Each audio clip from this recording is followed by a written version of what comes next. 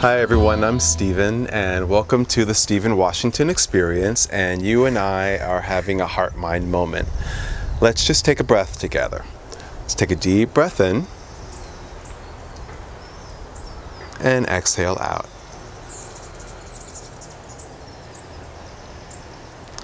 So this weekend I had the pleasure of being part of a seminar called Great Awakenings. Myself and my husband Lee Harris were part of this event that was hosted by John Burgos and Sarah Landon.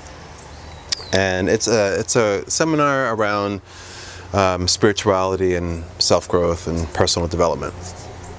And at the same time, in the hotel that we were staying in, there was also a convention called DomCon.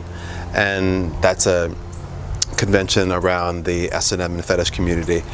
And it was really interesting and fun to be in the same building with a convention like that going on. And it was quite a striking contrast between our group and that group. And I loved it. You know, I'm not around that community very much. I mean, especially now that I live in California and I live in such a quiet place. I was around that much more often when I lived in New York City, so it was interesting and fun to be in that energy again. And someone said during our seminar how much courage it takes to be part of that community and to be at such a fancy hotel like that with such a big mix of people, and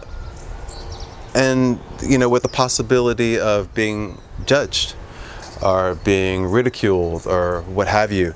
And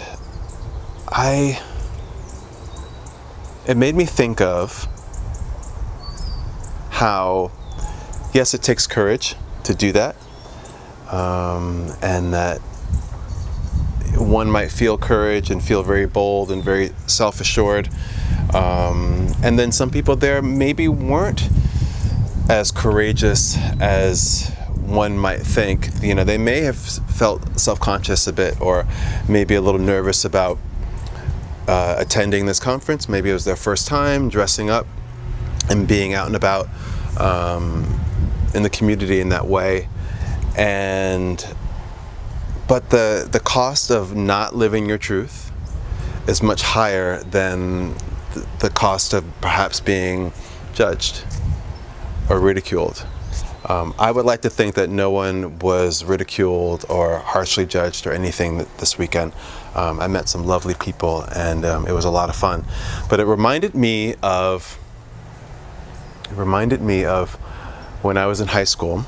I grew up in a small town in Connecticut, and there was a dance program in my high school, and of course most of the people who were in the dance program were girls. In fact, they were all girls except for me. And I remember being a freshman in high school, buying my first unitard lycra or spandex, shiny at Capizio, and then going to school, being in the locker room, in the boys' locker room, putting on my unitard and walking through the locker room past boys who were going to gym class, and I'm making my way to the dance studio, and remembering how much courage I had to muster to do that day in and day out, you know, at least at the beginning, because it was quite an unknown for me. And it was something that I had to do because it was, you know, who I was. And the cost of denying myself or not being in the world truthfully was too high, as opposed to what it would cost me in terms of, you know, taking those actions and being judged. Yeah, I was willing to risk being judged to live my truth and dance. And anyone who judged me for dancing quickly eventually stopped judging me and actually supported me. and were very encouraging. I think I won a lot of hearts in high school because of my dedication to my craft. So I kind of made that parallel this weekend, and I was so grateful for the opportunity to reflect on that.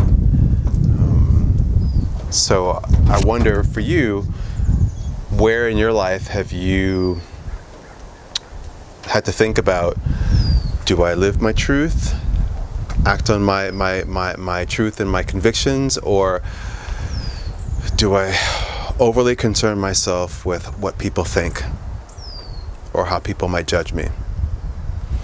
And looking at, which each thing costs, and what's most important to you.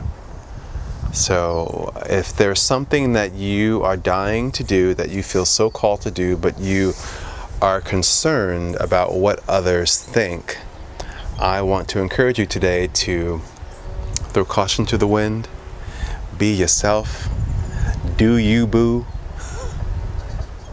and live your truth. So that's all I have to say in this Heart Mind moment. Thanks for spending this time with me, and until we meet again, many blessings. Bye.